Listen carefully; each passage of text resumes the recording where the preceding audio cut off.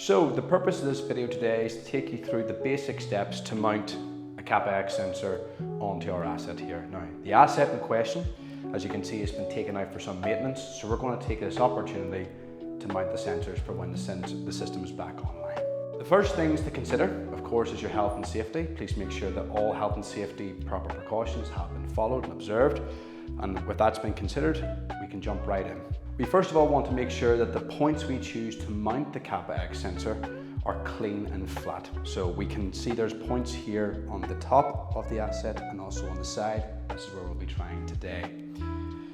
We're going to first of all start at the drive end. So this is where we want to again make sure that the points are clean and flat. If you need to, simply just wipe down the area with the microfiber cloth. Again, making sure that there's no debris between the magnet or your axis face or your stud mounted base and the machine casing. So before I start mounting here, the other thing I want to check is the sensor orientation. Now, how we want to orientate the sensor for a top mount is, of course, looking at the top of the Kappa X sensor. We can see the marked X and Y axes. And I want the Y axis here to be in line with the shaft. So I'm going to mount that now.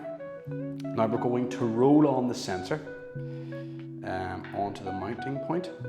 Now, because this is a MEMS-based sensor, this technically isn't necessary, but it is always a best practice just for your own health and safety. I'm going to give that a quick bit of a wiggle there.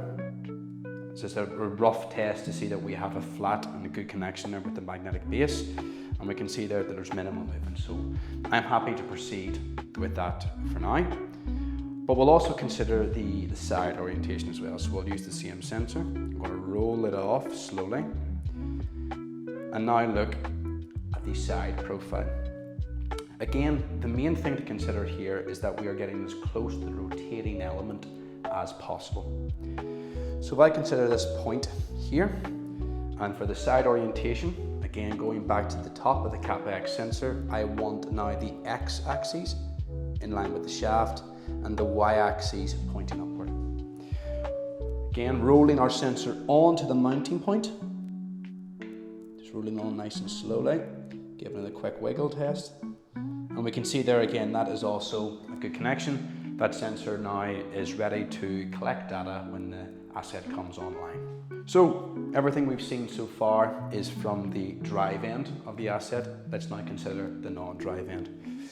We have our second sensor here, and the exact same principles apply. So let us first of all try the top of the asset. We want again the Y axis pointing upward and in line with the shaft. So I'm going to roll this on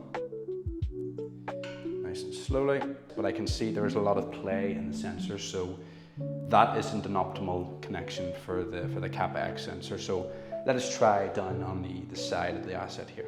So I'm going to roll it off. And again, just by chance, there is a good point there for mounting the Kappa X sensor. So I'm going to connect that on, make sure that's in line. And then I'm going to give it a little wiggle. And that is much better than the top of the asset. So there we have it. We have our two Kappa X sensors mounted on the asset at the drive end and the non-drive end.